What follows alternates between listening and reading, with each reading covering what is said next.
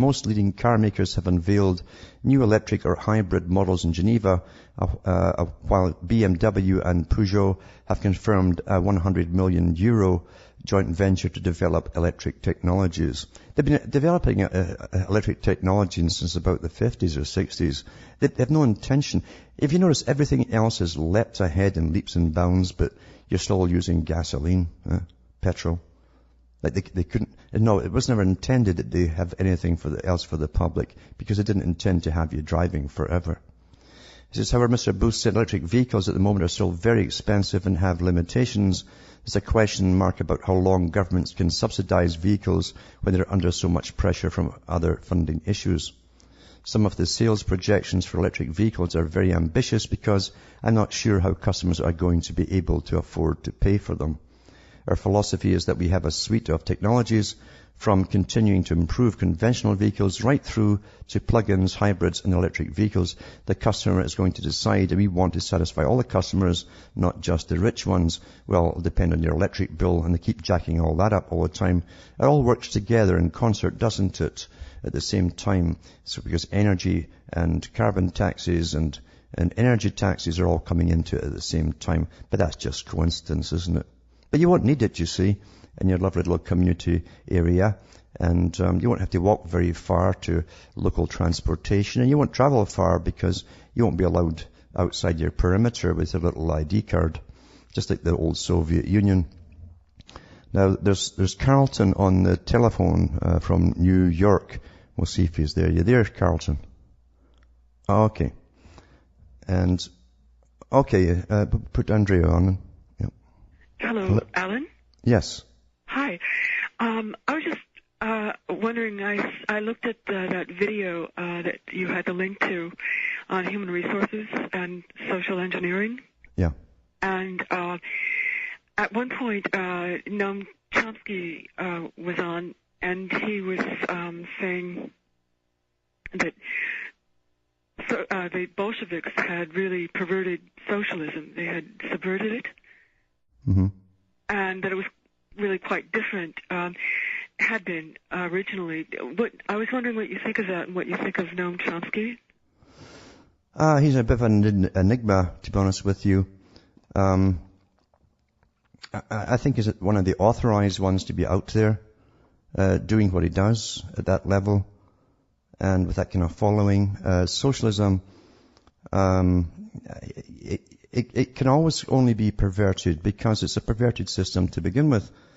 The book Pornerology, for instance, political pornerology, talks about psychopathic personalities who always go into power in any system.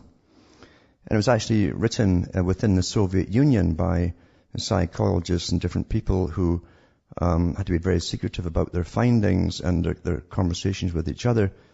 But they were comparing their own leaders and their system with that of the West, and they found no difference at all in the personality types who were running bureaucracies on one side and bureaucracies on the other, and so on and so on.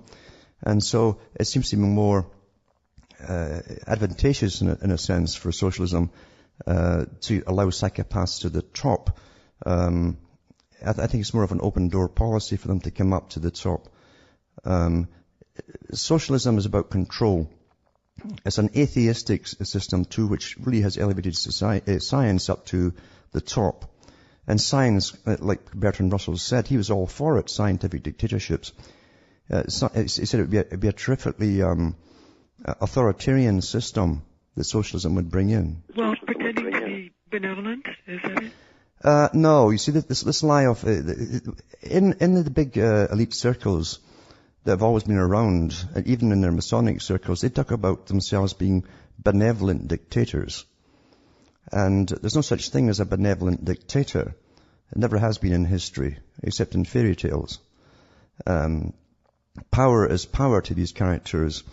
And although they try to get the public to be as fearful as possible to comply with everything, that's what they call a peaceful society. They're not benevolent by any standards whatsoever in the history books. When you go into the history books, there's never been a case of the benevolent dictatorship. It belongs truly in Disneyland. So I don't think you can get it that way. Remember too, psychopaths will smell the wind and to see which way the political wind or the social wind is moving for the public, and they'll join any side which they see they think is going to win. In Britain, it's even better. You have politicians who cross the floor, it's called, in Parliament, when they see that the opposition or whatever is going to be more popular than the party they're in. They simply walk across and join another party right on the spot. So psychopaths have no qualms about ethical standards or moral standards or whatever else. They'll go to where the winners are. I have a question about Gandhi. Yeah.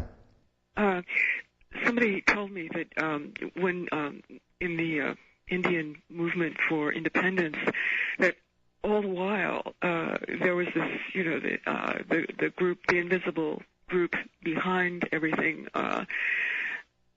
sort of determining the outcome. Mm-hmm. Would you say that's true? So that it only appeared to be independence.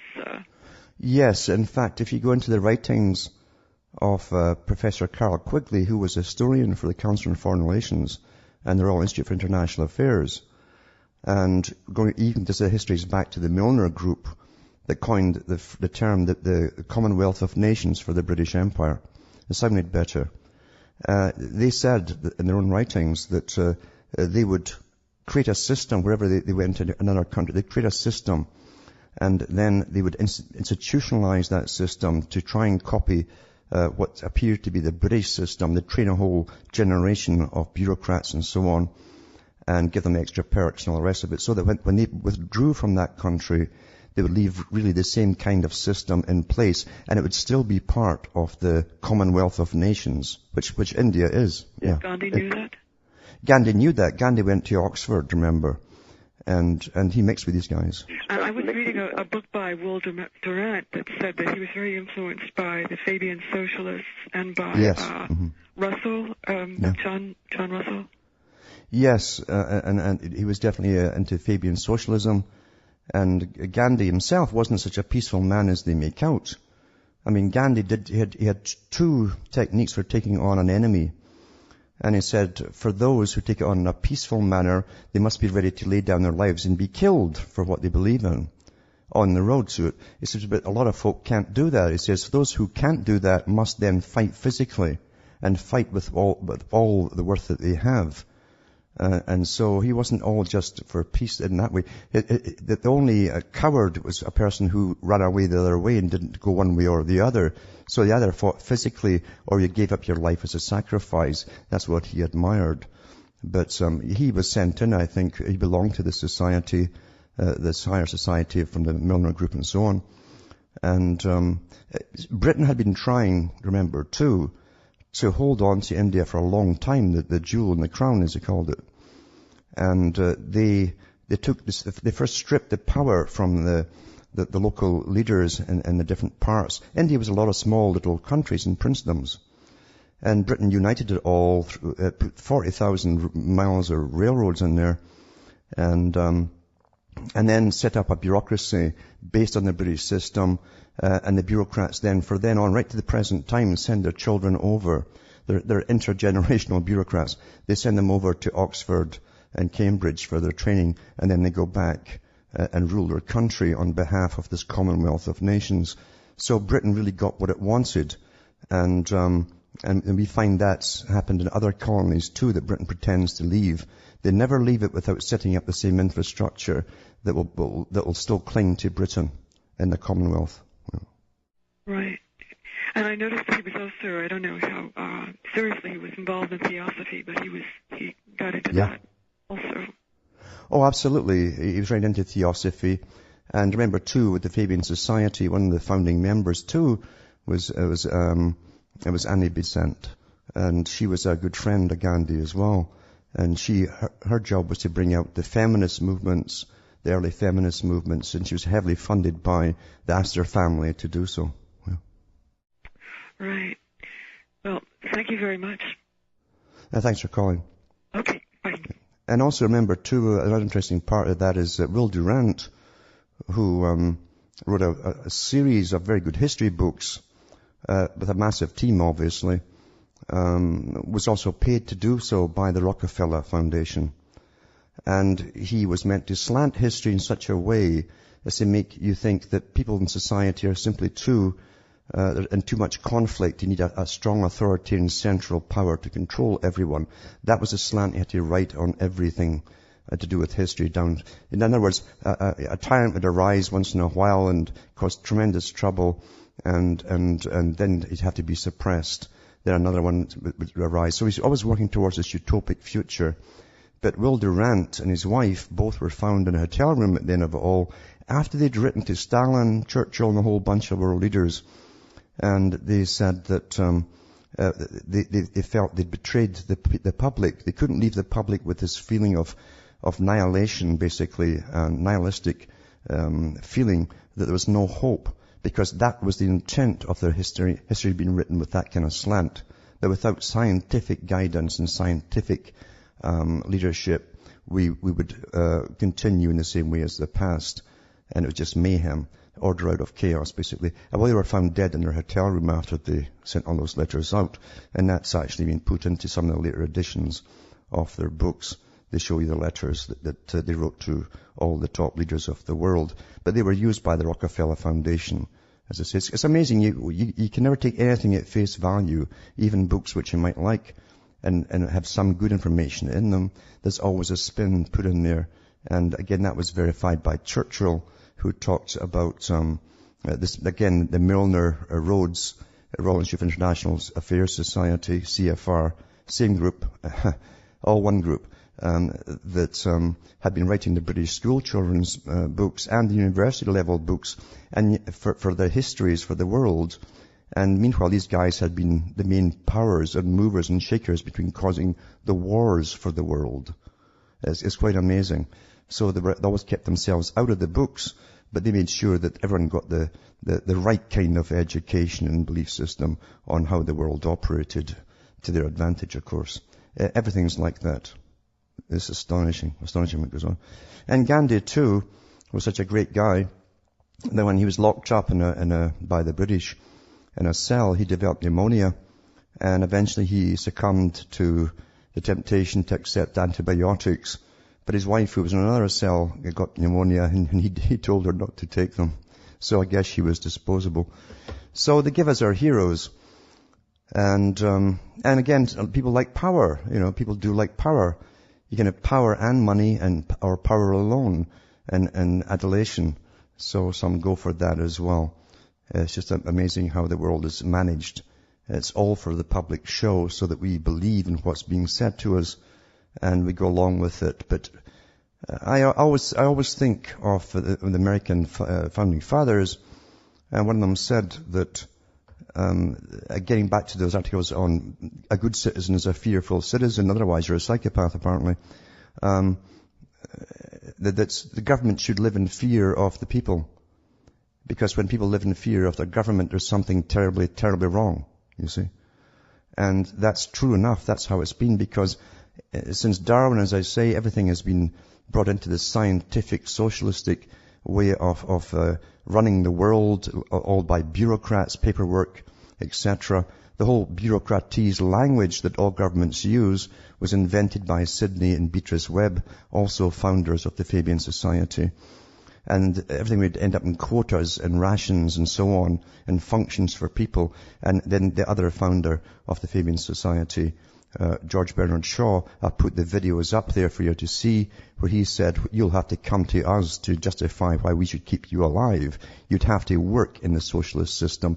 They had no time for the infirm, the weak, or crippled people, and they would simply eliminate them. He even called for the scientists creating a gas, a humane gas, he called it, to kill off all of those people who would be of no financial value, economic value to society. Socialism is Marxism, and you can't separate the two. It's all to do with material resources. It's the same thing that's on the go today. When you hear about sustainability and the climate nonsense, it's really all about sustainability. It's eugenics, it's socialism, how many should live, how many should die, and etc., etc. That's what it's all about, the planned society. Back with more after this break. Most leading car makers have unveiled new electric or hybrid models in Geneva, while BMW and Peugeot have confirmed a €100 million joint venture to develop electric technologies. They've been developing electric technology since about the 50s or 60s. They have no intention. If you notice, everything else has leapt ahead in leaps and bounds, but you're still using gasoline, petrol. Like they couldn't, no, it was never intended that they have anything else for the public, because they didn't intend with a little ID card, just like the old Soviet Union. Now, there's Carlton on the telephone from New York. We'll see if he's there. You there, Carlton? Oh, okay. And, okay, put Andrea on. Yep. Hello, Alan? Yes. Hi. I was just wondering, I looked at that video that you had the link to on human resources and social engineering. Yeah. And at one point, Noam Chomsky was on, and he was saying that the Bolsheviks had really perverted socialism. They had subverted it, and that it was really quite different. Had been originally. I was wondering what you think of that and what you think of Noam Chomsky. He's a bit of an enigma, to be honest with you. I think one that's going to decide that we want to satisfy all the customers, not just the rich ones. Well, it'll depend on your electric bill, and they keep jacking all that up all the time. It all works together in concert, doesn't it, at the same time? So because energy and carbon taxes and energy taxes are all coming into it at the same time. But that's just coincidence, isn't it? But you won't need it, you see, in your lovely little community area. And you won't have to walk very far to local transportation. And you won't travel far because you won't be allowed outside your perimeter to have you driving forever. He says, however, Mr. Booth said electric vehicles at the moment are still very expensive and have limitations. There's a question mark about how long governments can subsidize vehicles when they're under so much pressure from other funding issues. Some of the sales projections for electric vehicles are very ambitious because I'm not sure how customers are going to be able to afford to pay for them. Our philosophy is that we have a suite of technologies, from continuing to improve conventional vehicles right through to plug-ins, hybrids and electric vehicles. The customer